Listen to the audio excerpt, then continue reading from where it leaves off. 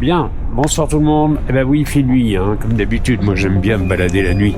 J'espère que tout le monde va bien. Alors aujourd'hui, on va aller faire un petit tour sur un remorqueur. Vous voyez, ceux qui sont juste derrière moi. On va assister à une manœuvre sur un super porte-container de plus de 250 mètres qui va arriver à Saint-Nazaire. Donc on va se mettre en immersion, comme d'habitude. Et puis, ben écoutez, on y va. Bonjour, bonjour. Je vous ai pas réveillé, j'espère? Non. Comment ça va? Impeccable, vous. Impeccable. Sympa de m'accueillir à bord. Bon, il n'y a pas de souci. Vous êtes courageux de venir à cette heure-là? Bah, il faudrait que je me sois couché déjà.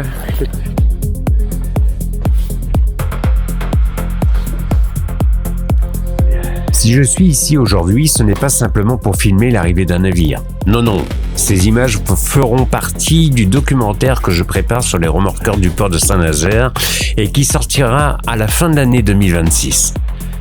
Cette manœuvre est particulièrement intéressante pour moi. Elle se déroule de nuit, avec l'arrivée d'un porte-conteneur, des conditions idéales pour montrer le travail des remorqueurs sous un autre angle. Et puisque j'ai la chance d'être présent à bord pour réaliser ces prises de vue, j'en profite également pour vous proposer cette petite vidéo et pour vous faire vivre cette manœuvre de l'intérieur. Aussi, pour ce tournage, j'ai volontairement choisi un dispositif très léger. À l'extérieur, une caméra 360 degrés installée sur une perche de 3 mètres avec un système de fixation permettant de limiter les vibrations du remorqueur.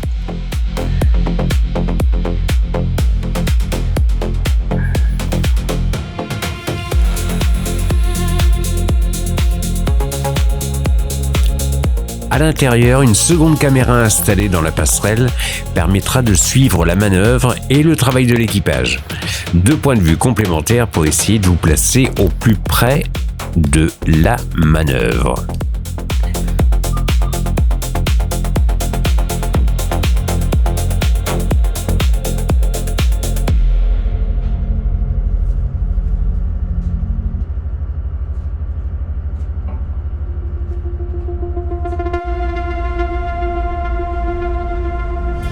« 4h30 ce samedi 22 août 2026.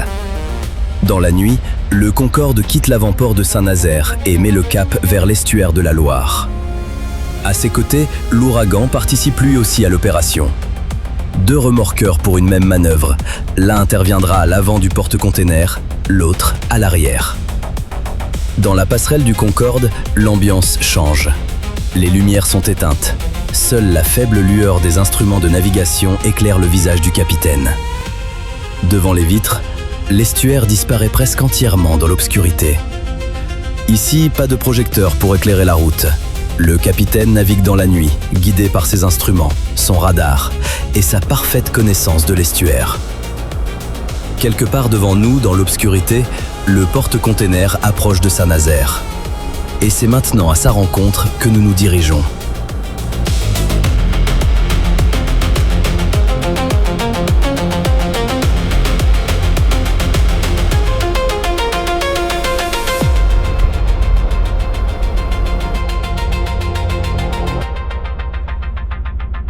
Et puis, progressivement, quelques lumières apparaissent dans l'obscurité. Devant nous, le Monaco se dévoile. Avec ses 260 mètres de long et un peu plus de 32 mètres de large, le porte-conteneur impose immédiatement ses dimensions.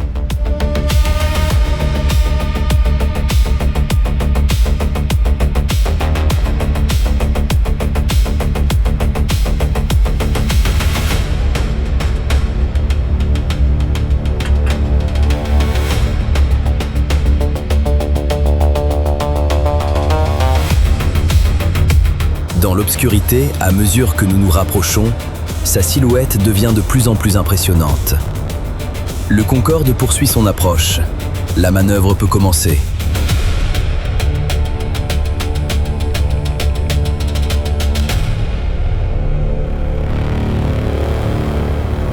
Le Concorde vient maintenant se positionner au plus près de la poupe du Monaco. Pour réaliser cette approche, le capitaine commence par adapter précisément sa vitesse à celle du porte-conteneur. Les deux navires avancent désormais presque à la même allure. Sur le pont avant du remorqueur, l'équipage se prépare à établir la liaison. Une première ligne légère permet d'assurer le passage entre les deux navires.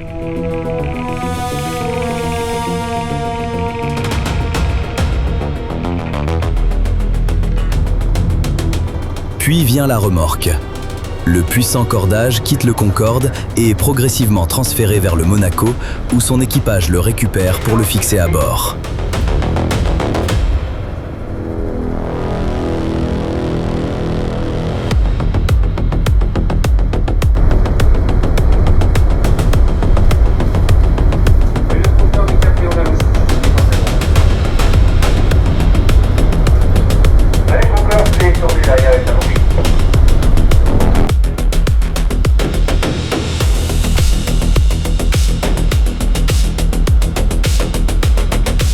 Une fois la remorque établie et sécurisée, le Concorde peut reprendre de la distance.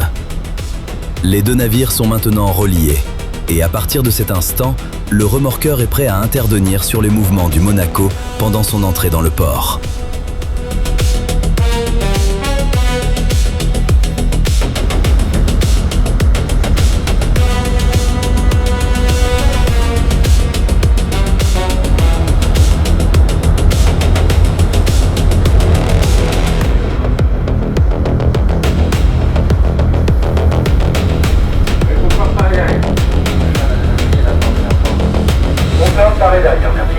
La remorque est maintenant établie entre le Concorde et le Monaco.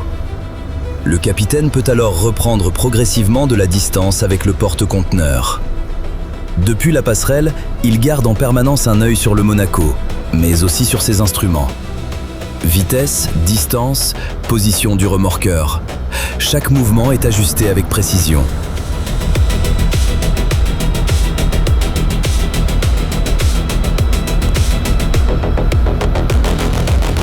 À l'extérieur, la remorque se tend progressivement.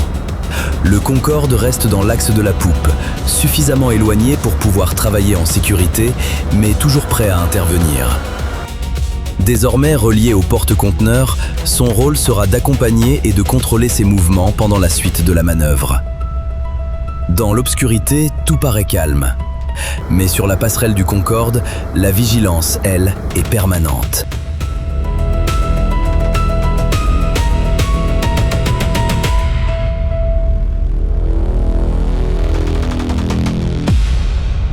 Avant de rejoindre Saint-Nazaire, le Monaco poursuit sa rotation depuis Anvers, avec plusieurs escales dans les ports du nord de l'Europe. Après Le Havre, sa dernière escale, il traverse la Manche, contourne la Bretagne, avant de rejoindre l'estuaire de la Loire et Montoire de Bretagne. La manœuvre entre maintenant dans sa phase finale. À terre, l'officier de port rejoint l'emplacement prévu pour le Monaco. Sur l'axe Concorde. De nuit, il active le gyrophare de son véhicule, offrant ainsi au pilote de Loire un repère lumineux parfaitement visible depuis la passerelle du porte-conteneur. Pilote officier de port, bonjour à tous. Écoutez, vous avez une longueur avancée. Oui, bonjour, ça va. Ok, merci.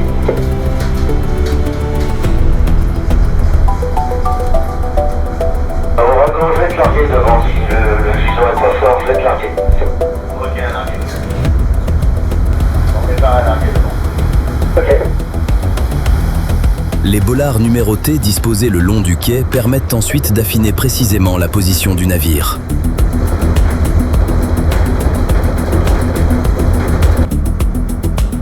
Concorde, je donne un petit coup de machine en avant. Pour positionner précisément le Monaco le long du quai, les deux remorqueurs travaillent maintenant de manière coordonnée. À l'arrière, le Concorde met sa remorque en tension et exerce une traction sur la poupe du porte-conteneur. Dans le même temps, l'autre remorqueur vient travailler directement sur le côté de la coque. En poussant latéralement, il permet de déplacer progressivement le Monaco vers le quai. L'un tire, pendant que l'autre pousse. Ces deux forces combinées permettent de contrôler l'orientation du navire et d'ajuster sa position, mètre après mètre. L'objectif est maintenant de présenter le Monaco exactement à l'emplacement prévu, parfaitement positionné face aux bollards qui serviront à son amarrage. Le Monaco est maintenant suffisamment avancé dans son positionnement.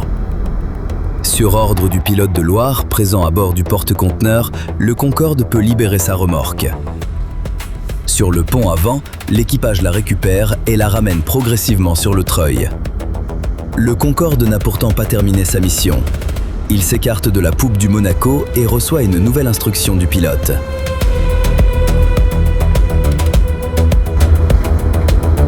Le Concorde est largué, derrière.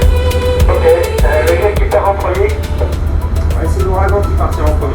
Bon, bah, qui prend sa place et puis on va libérer l'ouragan. Ouais, bien pris, on vient remplacer l'ouragan.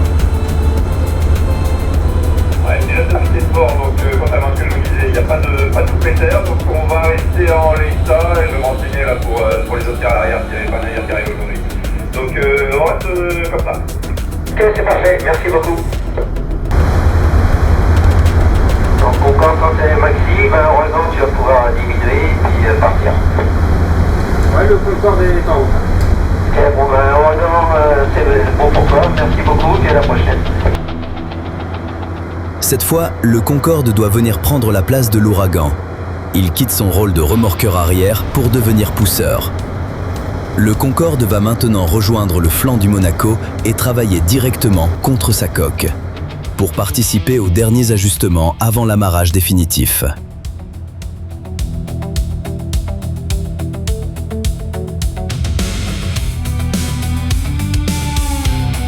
Le Monaco est capable de transporter une quantité impressionnante de marchandises. Sa capacité atteint l'équivalent de 4253 conteneurs standards de 20 pieds. Dans le monde maritime, cette capacité est exprimée en EVP, une unité qui correspond à un conteneur de 20 pieds, soit environ 6 mètres de long. Et lorsque l'on observe le Monaco depuis le pont du Concorde, on comprend mieux ce que représentent plus de 4000 conteneurs. Le Monaco est maintenant à sa place. Après avoir accompagné le porte-conteneur depuis son arrivée dans l'estuaire, tiré sur sa poupe puis travaillé en pousseur contre sa coque, la mission du Concorde est terminée. Le remorqueur peut enfin s'écarter du Monaco. Pour son équipage, la manœuvre s'achève ici. Direction maintenant l'avant-port de Saint-Nazaire et retour à son poste en attendant la prochaine mission.